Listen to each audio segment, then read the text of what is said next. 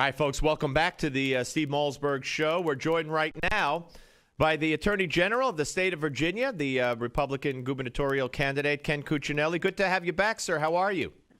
Steve, I'm doing well. I'm glad to hear that. You got that, the big race, the big.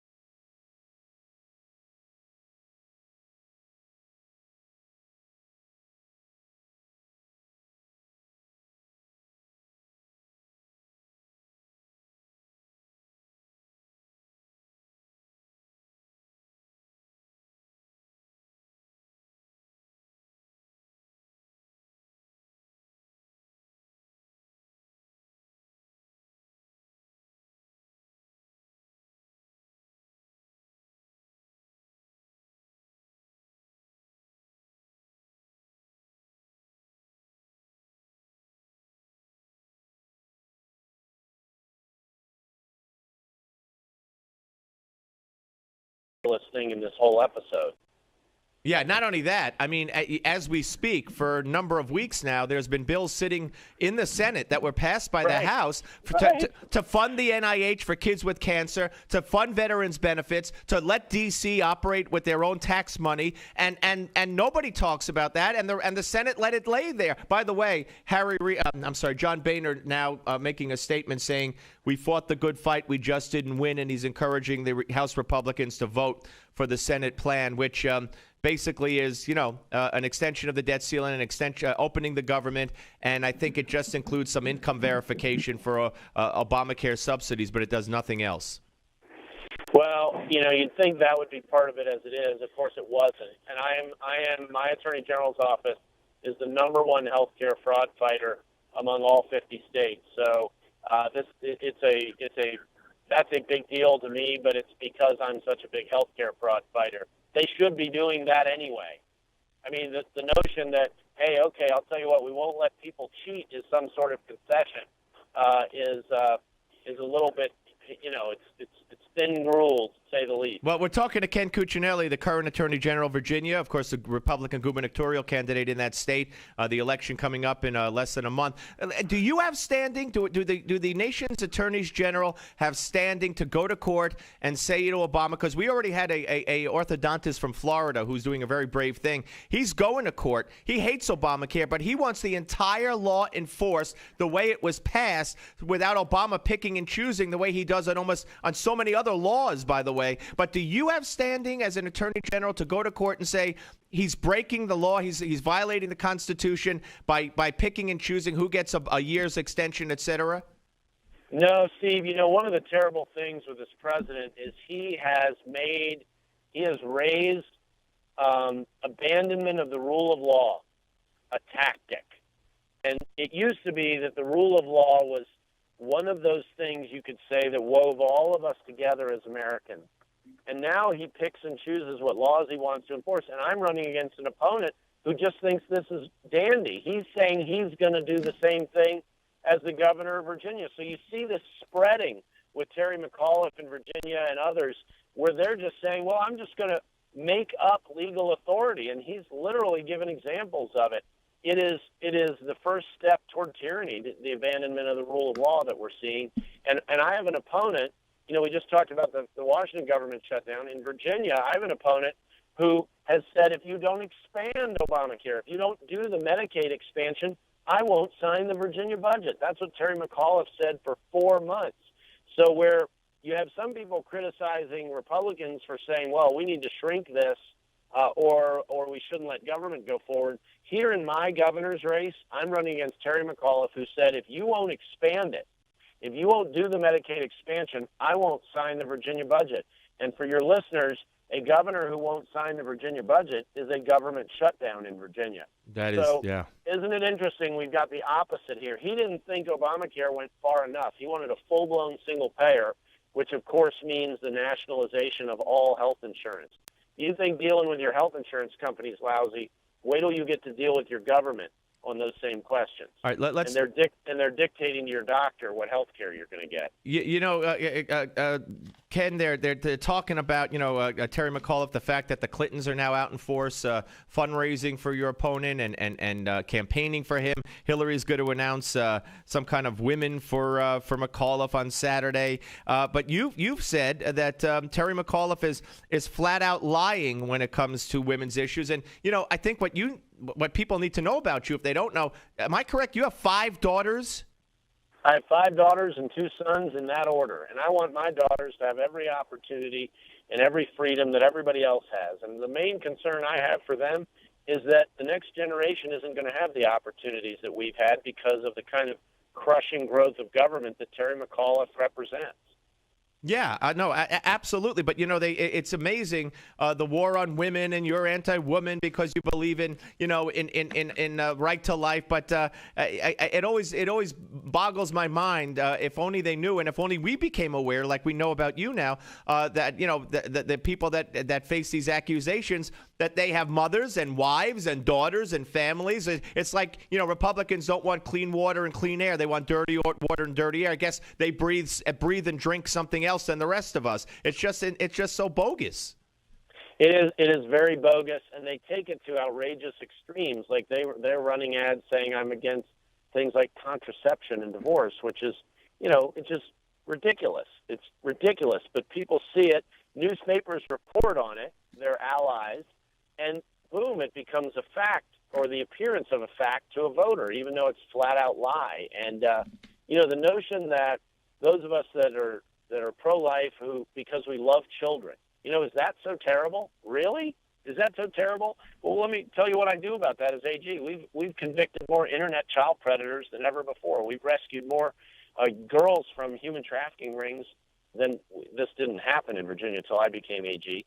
And that I'm the only candidate in this race with a record of protecting women, and they do distort it, they twist it, they spend us into the dirt and lie like crazy. And my gosh, I have never seen an opponent who just lies like he's taking a drink of water, like Terry McAuliffe. It is nothing to it. We're talking to Ken Cuccinelli. Yeah, go ahead. I'm sorry.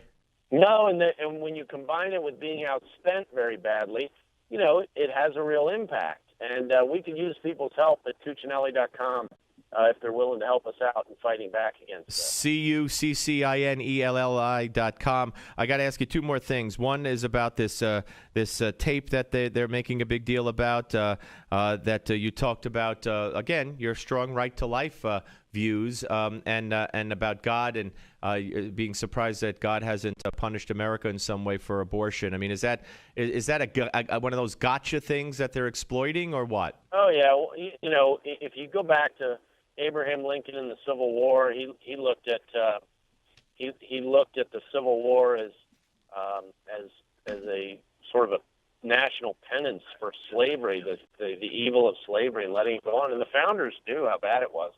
And we have other things in this country today, and abortion is one of them. And it's certainly one of those things that I want to work us toward a culture of life where everybody respects life and responds accordingly, and where we value our children and we take care of them as best we can.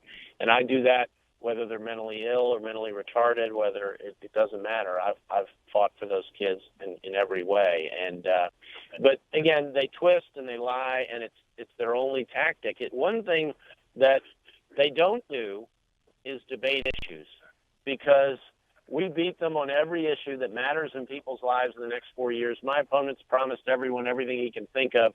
It would be the equivalent of a $1,700 tax increase for every family of four, where I've been proposing what amounts to a $700 tax cut for a family of four, which would grow 58,000 new jobs. And that kind of apples-to-apples comparison that affects people's lives for the next 4 years and beyond is where the race ought to be focused. Right. But that's exactly why they make these lying attacks, is because the last thing on earth they want to talk about is substance, because they know they got nothing. Well, that reminds me of Ken, of what's going on in New Jersey. 4 years ago, of course, it was a bellwether, or thought to be a bellwether, when Virginia, New Jersey had gubernatorial elections and statewide elections on the same night, and Christie won, and you got yourself a Republican governor and attorney general, and yourself, of course.